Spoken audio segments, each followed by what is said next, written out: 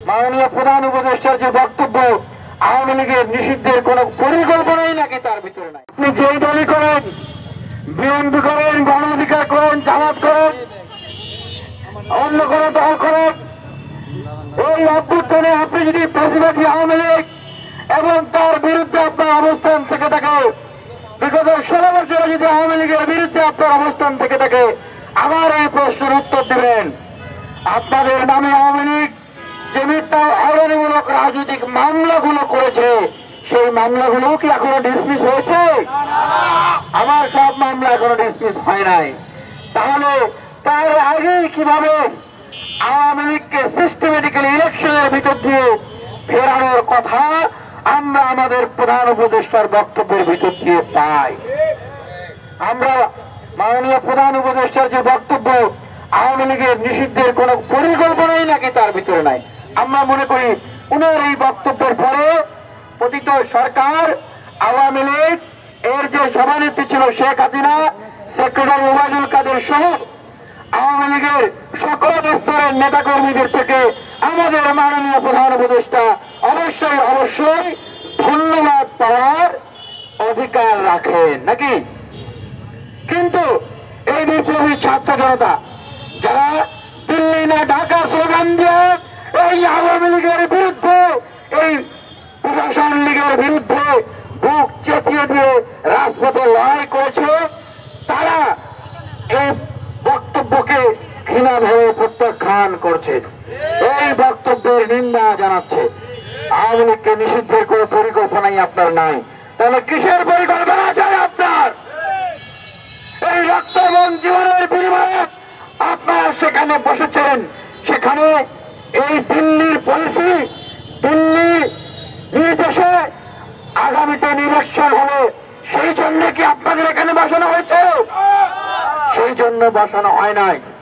আমরা দেখছি আওয়ামী লীগকে আরো অনেকেই বিভিন্ন ভালো বক্তব্য দিয়ে তাদের পক্ষে সাফাই গাচ্ছেন। তাদের কাছে একটা প্রশ্ন, এই যে গণ অভ্যুত্থানে 2000-এর অধিক আমাদের ভাই বোনদেরকে তারা শহীদ করেছে, বিগত 16 বছরে হাজার হাজার মানুষকে, রাজনৈতিক কর্মী, অ্যাক্টিভিস্ট, সাংবাদিকদেরকে তারা গুম করেছে, খুন করেছে, হত্যা করেছে। এর পরেও কি আওয়ামী লীগকে আপনারা কোন রাজনৈতিক দল হিসেবে স্বীকৃতি দিচ্ছেন? কিভাবে এরপরেও আপনারা আওয়ামী লীগকে রাজনৈতিক দল হিসেবে স্বীকৃতি দেন? ভারতের প্রধানমন্ত্রী বলেছে বাংলাদেশের বিজয় নাকি ইন্ডিয়ার বিজয়। আপনারা দেখেছেন আওয়ামী লীগের সভানেত্রী থেকে শুরু করে তৃণমূল পর্যায়ে, ওয়ার্ড পর্যায়ে কোন নেতা কর্মী এদের প্রতিবাদ করেছে, দেখেছেন? উত্তর দেন, দেখেছেন? দেখেন নাই। তাহলে তারা প্রতিবাদ করে নাই, তার মানে আওয়ামী লীগ বাংলাদেশের কোন রাজনৈতিক দল নয়। তারা বাংলাদেশের স্বাধীনতা সার্বভৌমত্বকে অমল করে না, বাংলাদেশের স্বাধীনতা সার্বভৌমত্বের রক্ষাকারী কোন দল নয়। সুতরাং এই বাংলার মাটিতে আওয়ামী লীগের কোন রাজনীতি করার অধিকার নাই, নাই এবং নাই। যেই আওয়ামী লীগ ক্ষমতায় থাকার জন্য 2000-এর অধিক মা বোনদেরকে খুন করতে পারে, সেই আওয়ামী লীগ আবার ক্ষমতায় আসার জন্য 2 লক্ষেরও অধিক আমাদের বিপ্লবী ভাই বোনদেরকে খুন করতে, তাদের ঘাড় থেকে কল্লা আলাদা করতে ন্যূনতম ক্ষুদ্ধাবোধ করবে না। আমরা আওয়ামী লীগের বিরুদ্ধে লড়াই করেছি। এই যে ছাত্র অধিকার পরিষদের নেতা কর্মীদেরকে দেখছেন, এই ঢাকা বিশ্ববিদ্যালয়গুলো সাক্ষী, আমাদের রক্তে রঞ্জিত হয়েছে। তাদের কাপড় খোলেন, দেখবেন তাদের শরীর জর্জরিত হয়ে আছে এই ছাত্রলীগ আওয়ামী লীগের আঘাতের চিহ্নে। আমার শরীর জর্জরিত হয়েছে, 2 বার 6 মাস 7 মাস অন্ধকার প্রবেষ্টিত অত্যাচার করেছে। আমরা জানি আওয়ামী লীগ কি। এখন যারা উপদেষ্টা আছেন, বেশিরভাগই রাজনৈতিক কোন অভিজ্ঞতা নাই, তারা ওর প্রশাসনিক এরকম কোন অভিজ্ঞতা নাই। অনেকে এনজিও করেছেন, বিভিন্ন সংগঠন করে, বিভিন্ন কোটায় তারা এখন উপদেষ্টা হয়েছেন। আরে ভাই, তারা কিভাবে বুঝবেন আওয়ামী লীগ কতটা ভয়ঙ্কর? তারা কিভাবে বুঝবে আওয়ামী লীগ কতটা নিষ্ঠুর, আওয়ামী লীগ কতটা নির্দয়? তারা কোন এথিক্যাল রাজনীতি করে না। তাদের কাছে মানুষের জীবনের কোন মূল্য নাই, দেশের মানুষের জানমালের কোন মূল্য নাই। এটা তারা কিভাবে বুঝবে? এবং আমরা দেখছি যে এখন একটা গোষ্ঠী, তারা এই সেনাবাহিনীর বিরুদ্ধে জনগণকে উস্কে দিচ্ছে। আমরা বাংলাদেশের মানুষকে সুস্পষ্টভাবে বলবো, আপনাদেরকে যদি কেউ অন্ধকারে ঢিল মারতে বলে, আপনারা অন্ধকারে ঢিল মারবেন না। কারণ অন্ধকারে ঢিল মারতে হলে অনেকেই তাদের রাজনৈতিক স্বার্থ হাসিল করতে চাচ্ছে। আপনারা যে দেখছি একজন এখন সমন্বয়ক নেতা, উনি সরাসরি ইস্তেহার দিয়েছেন। আমি বাংলার কোটি কোটি মানুষের কাছে প্রশ্ন করতেছি, আপনারা কি কেউ দেখেছেন যে এই ধরনের কোন বৈঠক হয়েছে? সাংবাদিক ভাইরা দেখেছেন এরকম কোন বৈঠক হয়েছে? দেখেছেন? কোন প্রমাণ আছে? নাই। তাহলে কেন আমরা সেটার উপর বিশ্বাস রাখবো? একটা লেখা আমরা পড়েছি, সেখানে আমরা আসন ভিত্তিক আলোচনার কথাও শুনেছি। তাহলে সেই লেখার আগে কি আলোচনা হয়েছে, পরে কি আলোচনা হয়েছে, এইটা কি তিনি প্রকাশ করেছেন? যদি ধরে নিলাম বৈঠক হয়েছে, প্রকাশ করেন নাই। সুতরাং কারো একটা পোস্টকে কেন্দ্র করে দেশের জনগণকে অন্ধকারে ঢিল মারতে বলা হবে, আর সেন্সিটিভ একটা জায়গা ক্যান্টনমেন্ট সেনাবাহিনী, তাদের বিরুদ্ধে জনগণকে উদ্দেশ্য প্রণোদিতভাবে উস্কে দেওয়া হবে, আমরা অবশ্যই সেটাকে সমর্থন করতে পারি না। আমরা স্পষ্টভাবে বলতে চাই, বাংলাদেশের ক্রান্তি লগ্নে যেভাবে দেশপ্রেমিক সেনাবাহিনী দেশ ও জনতার পক্ষে ছিলেন, বর্তমান সময় এবং ভবিষ্যতেও সে দেশপ্রেমিক সেনাবাহিনীর প্রতি আমরা আহ্বান জানাচ্ছি, আপনারা দেশ ও জনগণের পক্ষে থাকবেন, গণহত্যাকারীদের পক্ষ আপনারা নেবেন না।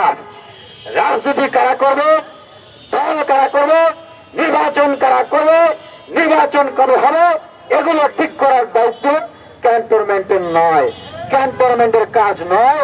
এবং আমরা ক্যান্টনমেন্টের কোন প্রতিনিধির কাছ থেকে প্রকাশ্য ফরমালে এইরকম কোন বক্তব্য বিবৃতি বা কোন অনুষ্ঠানও আমরা দেখি নাই, শুনি নাই, জানিও না।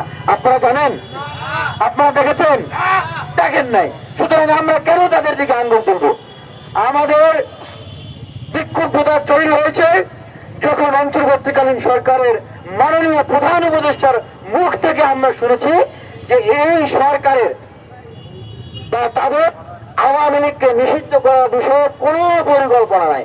সুতরাং যারা সত্যিকার অর্থই এই প্রতিবাদের বিরুদ্ধে লড়াই সংগ্রাম করেছেন, সত্যিকার অর্থে অত্যাচারের শিকার হয়েছেন, যারা নির্যাতিত নিপীড়িত শহীদদের পক্ষে কথা বলছেন, প্রতিবাদের বিপক্ষে অবস্থান করছেন, তারা রাজপথে, আমি বলব যে তারা রাজপথে নেমে আসুন এবং তারা অন্যদেরকে আহ্বান করেন রাজপথে নেমে আসার জন্য।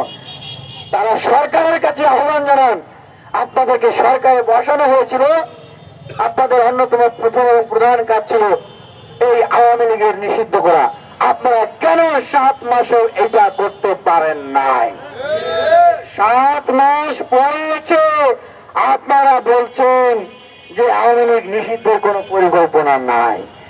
আমরা দেখলাম আমাদের একজন উপদেষ্টা আসিফ মাহমুদ, তরুণ উপদেষ্টা, উনি 7 মাস পরে এসে বলছেন যে সেনাপ্রধান নাকি বুকে পাথর চাপা দিয়ে ডক্টর মোহাম্মদ ইউনূসকে মেনে নিয়েছেন। আরে ভাই, এইটা তো আরো 7-8 মাস আগের কথা, যখন সরকার গঠন হয়, এইটা তো তখনকার কথা। আপনারা তখন কেন বলেন নাই? তখন কেন বলেন নাই? আমরা বিভিন্ন জায়গা থেকে জানতে পেরেছি যে আপনারা আপনাদের নতুন রাজনৈতিক দল গঠন করার জন্য আপনারা সরকারের সহযোগিতা চেয়েছেন, সরকার আপনাদেরকে সহযোগিতা করেছে, যেটা এখন প্রমাণিত। এতদিন কোনো সমস্যা হয় নাই, এতদিন কোনো গন্ডগোল হয় নাই, এতদিন আপনারা কোনো ভিডিও ছাড়েন নাই, এতদিন কেউ ওইভাবে করে পোস্ট দেন নাই। এখন যখন নির্বাচন ঘনিয়ে আসছে, আপনাদের নিবন্ধন নেওয়ার সময় আসতেছে, ক্ষমতার আসন ভাগাভাগির সময় আসতেছে, এখন আপনারা পাবলিক রিয়াকশন দিচ্ছেন আর ভিডিও ছাড়তেছেন। আপনি কোথায় বসে আছেন? আরো উপদেষ্টা, ছাত্র উপদেষ্টা মাহফুজ আলম, উনিও দেখলাম বক্তব্য দিচ্ছেন। আপনি কোথায় বসে বক্তব্য দিচ্ছেন? আপনি উপদেষ্টা, সরকারের জায়গায় বসে বক্তব্য দিচ্ছেন।